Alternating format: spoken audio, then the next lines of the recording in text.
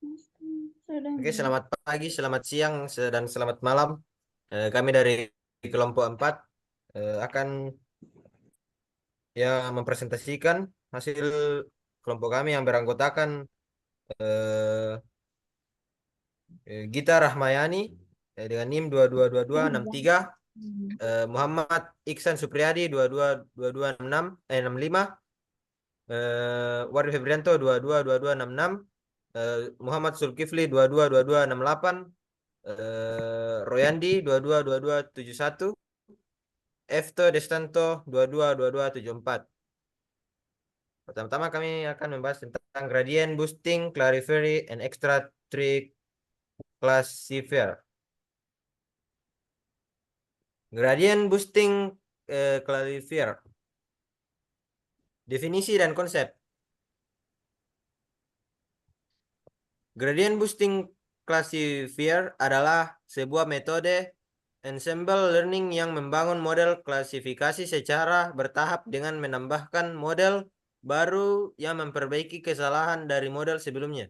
Teknik ini eh, adalah salah satu metode boosting di mana model lemah atau biasanya pohon keputusan yang sederhana digabungkan untuk membentuk model kuat. Gradient boosting bekerja dengan meminimalkan fungsi kerugian atau loss function secara bertahap dengan menggunakan gradient descent. Pada setiap iterasi, model baru ditambahkan untuk mengurangi kesalahan dari model sebelumnya. Model ini berfokus pada data yang salah diklasifikasikan pada iterasi sebelumnya, sehingga model akhir merupakan kombinasi dari banyak model lemah yang secara kolektif memberikan prediksi yang lebih akurat. Selanjutnya akan dibacakan oleh rekan saya. Oke, saya akan membahas soal algoritma. Yang pertama, inisialisasi. Tentukan fungsi kerugian loss function, misalnya log loss untuk klasifikasi biner.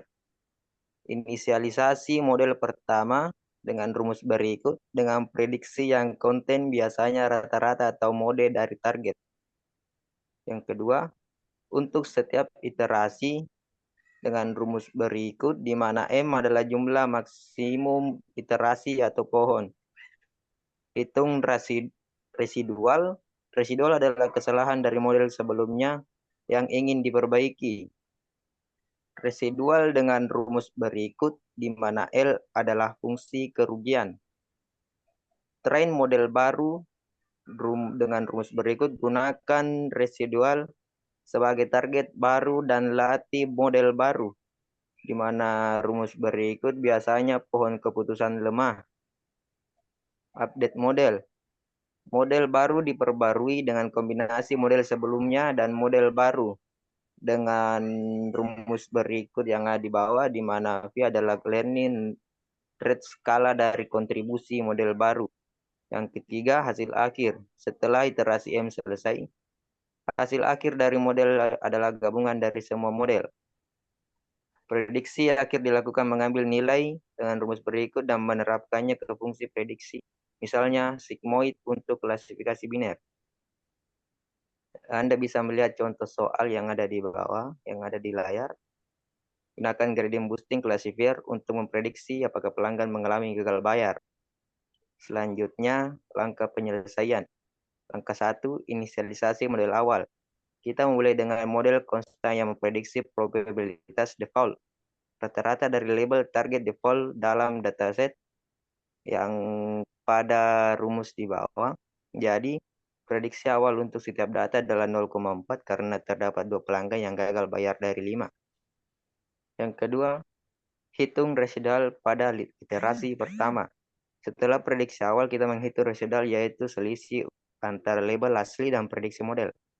Residual untuk setiap data dihitung sebagai berikut. Dengan menggunakan rumus di bawah, di mana Y adalah nilai target asli dan rumus berikut adalah prediksi model awal 0,4. Anda bisa lihat tabel yang ada di kolom. Langkah ketiga, tren model pohon keputusan pada residual. Sekarang kita melatih model pohon keputusan pada residual di atas untuk memperbaiki kesalahan dari model awal. Pohon ini akan mencoba prediksi residual. 4. Update model. Model baru akan diupdate dengan prediksi dari pohon residual. Misalnya setelah pohon diprediksi model baru pada rumus berikut. Yang kelima, iterasi hingga mencapai jumlah maksimum. Ulangi langkah ini sampai jumlah iterasi menginginkan tercapai, misalnya 100 iterasi. Setiap kali residual akan dikurangi secara bertahap. Selanjutnya akan dibacakan oleh teman saya. Oke, selanjutnya kita ke kelebihan dan kekurangan dari gradient boosting, yang itu kelebihan pertama, akurasinya sangat tinggi, yaitu gradient boosting dikenal sebagai salah satu algoritma yang paling kuat untuk tugas-tugas klasifikasi dengan regresi.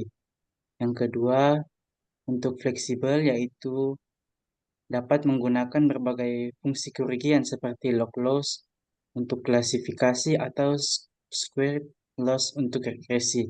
Yang ketiga, mampu menangani data yang tidak seimbang, yaitu mampu bekerja dengan memperbaiki kesalahan dari iterasi sebelumnya sehingga bisa lebih baik dalam menangani dataset yang tidak seimbang karena model fokus pada kesalahan terbesar. Yang keempat, tahan terhadap overfitting. Yang kelima, bisa ditanding dengan baik. Untuk kekurangan yang pertama, waktu pelatihan yang lama, gradient boosting membutuhkan waktu yang lebih lama untuk dilatih dibandingkan dengan algoritma yang lain karena proses iteratifnya membangun pohon baru berdasarkan residual dan prediksi sebelumnya. Yang kedua, sensitif terhadap hyperparameter, yaitu memerlukan tani yang cermat dan hyperparameter seperti jumlah pohon, learning rate, dan kedalaman pohon. Kekurangan yang ketiga yaitu tidak paralel secara alami karena setiap pohon dibangun berdasarkan kesalahan dari sebelumnya. Prosesnya tidak bisa diparalelkan secara langsung seperti pada random forest atau extra trees sehingga bisa lebih lambat. Yang keempat, sulit diinterpretasi, yaitu meskipun model ini sangat kuat, gradient boosting menciptakan model yang sulit untuk diinterpretasikan karena hasil akhirnya adalah gabungan dari banyak pohon keputusan yang berbeda. Sekarang kita masuk pada materi extra tree classifier.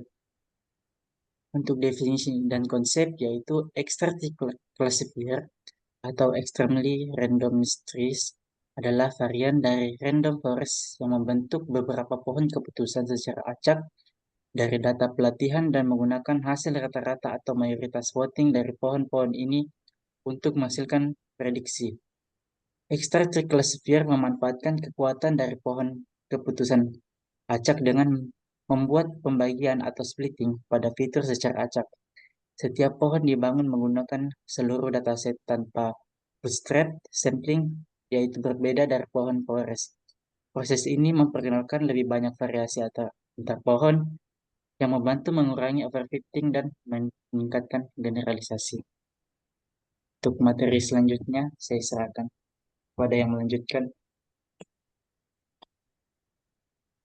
yaitu Royandi. Baik, saya akan menjelaskan algoritma. Yang pertama, generalisasi. Di sini ada tetapkan jumlah pohon T yang akan dibangun dan ditetapkan jumlah fitur yang akan dipilih secara acak pada setiap pemisahan split. Untuk setiap pohon T, yaitu T sama dengan 1,2, selanjutnya T. Ambil seluruh data pelatihan. Tidak seperti random forest, extra trace tidak menggunakan teknik bootstrap sampling atau tidak ada pengambilan sampel ulang. Terus, bangun pohon keputusan secara acak. Pada setiap node, pilih subset dari fitur secara acak, biasanya sejumlah K fitur dari total D fitur. Untuk setiap fitur yang dipilih secara acak, dipilih titik split. Pilih split terbaik dari yang acak untuk memaksimalkan kriteria, seperti gini impulsi atau entropi. Terus bangun pohon, lanjutkan pembagian, splitting, sampai kondisi berhenti terpenuhi, misalnya kedalaman maksimum tercapai atau tidak ada fitur yang tersisa untuk dibagi. Yang ketiga, prediksi. Setiap pohon menghasilkan prediksi untuk setiap instant data. Pointing mayoritas, klasifikasi akhir dilakukan dengan mengambil mayoritas voting dari semua pohon dalam Ansible. Di sini contoh soalnya, di sini ada dataset. Jadi berupa tabel, terus ada age, income, hard credit card, dan default. Jadi di sini kolom pertama age ada 25, income 40, dan kids dan 1, dan nilai defaultnya 0. Seterus nilai di dalam tabel ini. Terus digunakan extract trick classifier untuk memprediksi apakah pelanggan mengalami gagal bayar. Terus langkah penyelesaiannya, yang pertama, idealisasi. Tetapkan jumlah pohon yang akan dibuat. Misalkan kita memilih untuk membuat 10 pohon. Terus langkah 2, proses pemilihan fitur dan split. Untuk setiap pohon, dalam Ansible kita membangun pohon dan memilih fitur secara acak. Per setiap node, kita memilih subset acak dan dari fitur, kemudian memiliki titik split secara acak. Misalkan pohon pertama memiliki fitur X dan titik split yang dihasilkan adalah X lebih besar dari 40. Terus langkah 3, lanjutkan pembagian sampai kondisi berhenti. Proses pembagian lanjutkan hingga memenuhi kondisi berhenti. Misalnya kedalaman maksimum tercapai atau tidak ada lagi fitur yang dipilih. Misalkan pohon pertama memiliki hasil berikut. Jika X-nya lebih besar dari 40, maka prediksinya sama dengan 1 atau default. Jika X lebih kecil dari 40, prediksi sama dengan 0 atau tidak default. Angka 4, ulangi untuk semua pohon.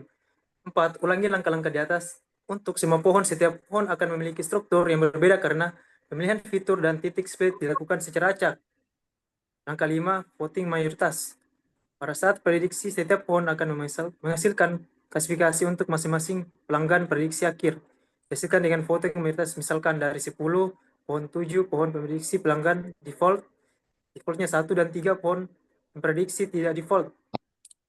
Terus karena mayoritas 7 dari 10, memprediksi default hasil akhir adalah pelanggan akan mengalami default.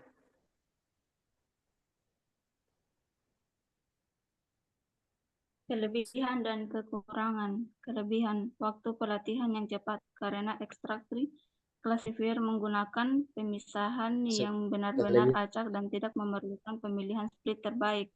Kedua, tidak memerlukan penyetelan yang ekstensif, cenderung lebih tahan terhadap perubahan hypermeter dan tidak memerlukan tuning yang rumit seperti pada gradient boosting.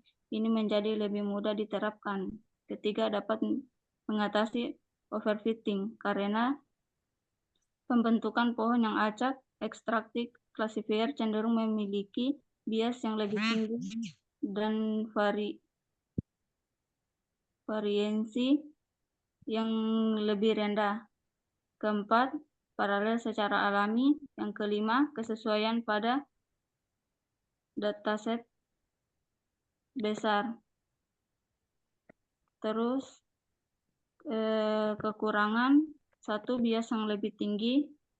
2, tidak sebagus gradient boosting dan untuk kompleks gradient boosting untuk data kompleks. 3, sulit mengelola data tidak seimbang. 4, kekurangan fleksibel.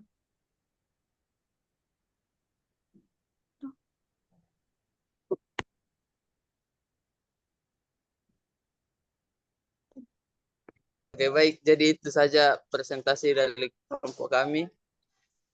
Kurang lebihnya mohon dimaafkan. Assalamualaikum warahmatullahi wabarakatuh. Waalaikumsalam warahmatullahi wabarakatuh. Terima kasih.